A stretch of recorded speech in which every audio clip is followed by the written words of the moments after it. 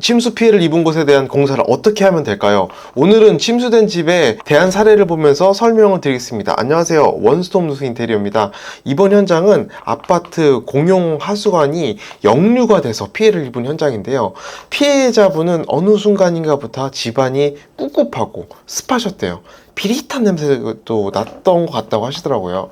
그러다가 벽면에서 곰팡이가 피기 시작하고 마루에 손상이 있어서 문제가 생겼다는 걸 알게 되었다고 합니다. 도면을 보면은 여기가 공용 화수배수관이 지나가는 곳이었는데요. 저층부에서 생기는 경우가 종종 있습니다. 그런데 이런 경우는 피해가 클 때가 많아요. 바닥 아래쪽에서 생긴 누수들이 벽면 위로 증상이 올라올 때까지는 꽤 오랜 시간 방치되기 때문입니다. 관리사무소에서는 누수의 원인부를 찾고 고쳤습니다. 그런데 그 사이에 우리 집 피해는 이런 식으로 번지게 됐는데요. 자, 그러면 피해 복구 공사를 해야 되는데요. 여기서 중요한 게 아파트 복구 공사를 할 때 가장 중요한 것 중에 하나가 어디서부터 얼만큼 공사를 할 것인지 피해 범위를 정하는 일입니다.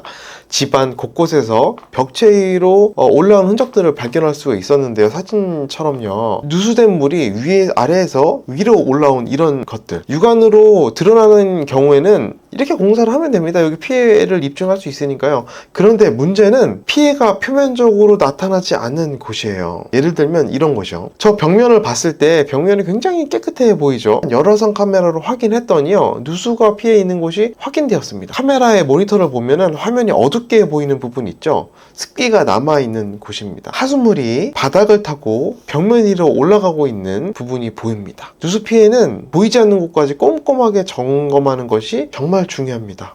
왜요? 뜯으면 이렇게 되니까요. 이거 안 하고 공사를 안 하고 넘어갔었으면 어떻게 할 뻔했습니까? 잘 확인하는 게 너무너무 중요합니다. 마루 쪽 피해도 보겠습니다. 마루는 오랜 기간 물에 노출되면 마루는 이런 식으로 바뀌게 변형이 되는데요. 데미지가 입은 마루가 불면서 서로 밀게 되고 양쪽 끝분이 밀려서 올라오게 됩니다. 올라왔죠. 그 당시에 마루서에 있는 부분을 세게 눌러주면 하수물이 이런 식으로 바깥으로 나왔어요. 심한 곳을 보면 이런 식의 변형도 있네요. 어떤 부분은 손가락으로 들리기도 했어요. 결론적으로 꼼꼼히 점검하였고 저희가 판단한 피해 범위는 이렇습니다. 여러 측정 장비를 통해서 보험사에 이 내용을 잘 전달을 하였고요. 보험사와의 협의는 잘 끝났습니다. 보험사도 당연히 합리적인 의견과 증거 자료를 제출하면 안 해줄 이유가 전혀 없습니다. 근데 협의가 가장 어려웠던 부분 중에 하나가 안방 화장대 부분이었어요. 심적으로는 화장대 뒤쪽에도 누수가 있을 것 같았지만 밖에서 보였을 때는 피해가 전혀 보이지 않았기 때문이에요. 보험사에서는 이런 식으로 주장을 했어요. 뜯고 나서 피해가 있으면 피해에 대한 범위를 인정해주지만 피해가 없는 경우에는 그에 수반된 공사 비용, 철거 비용이라든지 가구 비용은 피해자분이 부담을 하라고 얘기를 했습니다. 이거는 보험사의 주장이 충분히 맞는 말입니다. 왜냐하면 추측만으로 피해 공사가 아닌 부분까지 공사를 해줄 수는 없으니까요. 결론적으로 만약에 문제가 없다면 이 부분에 대한 공사비를 받지 않겠습니다. 라고 얘기를 했어요. 확실해가지고 뜯었고요. 뜯었더니 이렇게 됐습니다. 그동안에 쌓인 경험과 노하우가 있기 때문에 저희는 누수가 있다는 걸 확실할 수 있었어요. 철거를 안 했으면 곰팡이가 문제가 되지 않았을까요? 기존 벽체를 철거하고 곰팡이 제거 작업, 공사 마감 공사까지 해준 거고요. 가구까지도 잘 설치해줬습니다. 자, 다시 돌아가서 이번 현장의 공사 범위는 이렇다고 했죠. 굉장히 넓습니다. 할 게 많습니다. 피해 가족분들은 현장에서 거주를 할 수가 없어서 공사 기간 동안에는 근처에 있는 숙박업소에서 거주를 할 수밖에 없었어요. 가구와 집기를 잘 포장했고요. 보관 창고로 보내지게 됩니다. 공사 준비를 하게 되는데요. 세대 간 동의서도 받고 엘리베이터와 복도 보양도 잘 해줍니다. 세대 내 보양도 역시 마찬가지로 꼼꼼히 보양을 해주고요. 자, 뜯겠습니다. 철거를 합니다. 이렇게 곰팡이가 있는 부분이 보이게 됩니다. 뜯고요. 쭉쭉 뜯습니다. 폐기물도 많이 나왔네요. 자, 뜯은 후에는 곰팡이가 있는 곳에 항균 작업을 해줍니다. 탈취 작업도 해주고요. 냄새가 나니까요. 살균 작업도 해줍니다.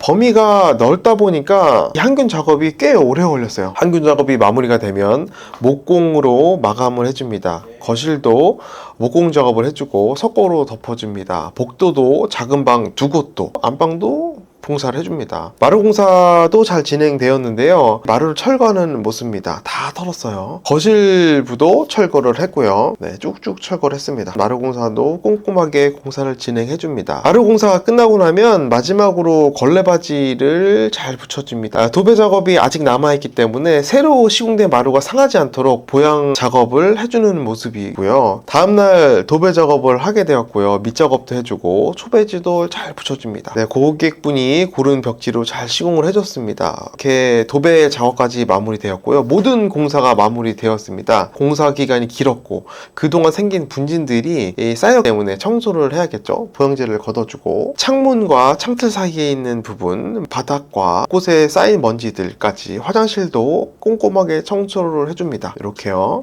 자, 마무리가 되었습니다. 이게 그 누수되었던지 맞나요? 네, 다른 방입니다. 거실입니다. 자, 이렇게 누수 피해 복구 공사는 잘 마무리가 되었습니다. 그렇지만 아직 한 가지가 남았죠. 이삿짐입니다. 다음날 보관했던 짐들이 들어옵니다. 침대도 설치하고 소파도 설치하고 책상도 원래 자리로 놓습니다. TV도 설치해주고요. 자, 짐 정리까지 모두 잘 마무리가 되었네요. 이렇게 마무리가 됐고요. 정리를 해보면은 우리가 해야 될 게 뭐냐, 누수 피해 범위를 잘 확인해야 된다. 여기서 보험사 협의 과정이 굉장히 중요합니다.